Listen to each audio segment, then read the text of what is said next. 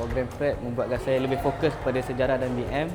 Kita nak tanya soalan pun malu kat cikgu. Tapi dalam kelas prep ni, Syamila dapat tanya soalan kat cikgu.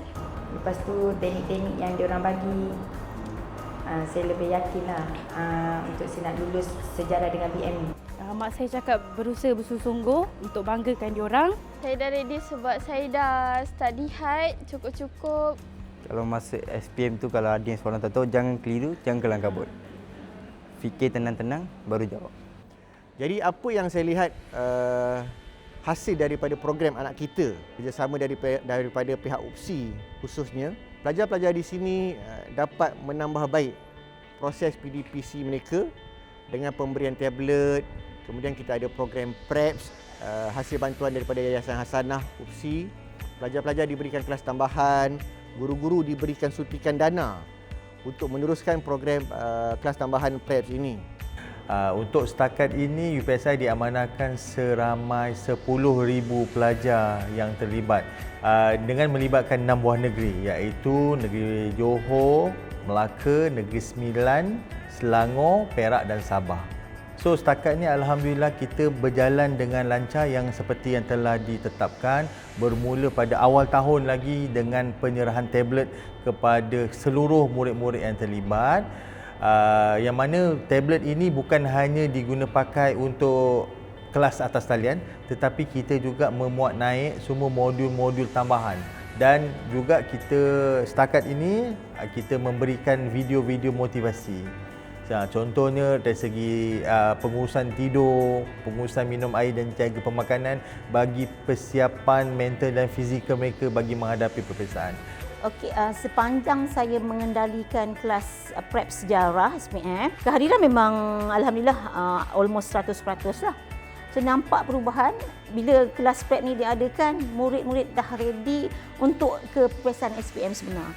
Jadinya mereka ni dah memang semangat. Semangat tu dah nampak, semangat tu nak belajar, mula menulis. Kalau sebelum ni, okay, cikgu malas, cikgu ni malas sangat. Betul, serius saya cakap. Dia memang, itulah kita punya, bila ada program macam ni, kita dapat membuatkan murid sedar yang, okay, dah tak dekat, SPM nak dekat. SPM nak dekat dah ni. Jadi saya dapat kesedaran lah. Saya terus call kawan saya ajak study. Sejam lebih saya study sejarah dengan dia. Saya pun rasa program ni jadi lagi efektif sebab dapat bagi impak yang positif dekat diri saya. Uniknya kelas ni, kita dapat belajar dengan kawan-kawan daripada sekolah lain. Bukan sekolah yang dekat-dekat, jauh daripada negeri lain ada. Saya dah join dalam program ni, saya belajar apa semua, cikgu-cikgu pun apa, saya rasa macam saya yakinlah untuk jawab peperiksaan SPM ini. Saya dapat kerjasama daripada mereka untuk belajar. Yang itu paling penting. Sebenarnya bila ada kesedaran dalam kalangan murid untuk belajar, of course, yang itu adalah kegembiraan buat cikgu, guru-guru, cikgu-cikgu SPM lah. Saya tu terang, sejak ada prep ni, murid lebih faham. Jap. Korang dah ready ke ni SPM ni? Aku takut lah. Kita mesti kena ready, man. Kena push betul, man.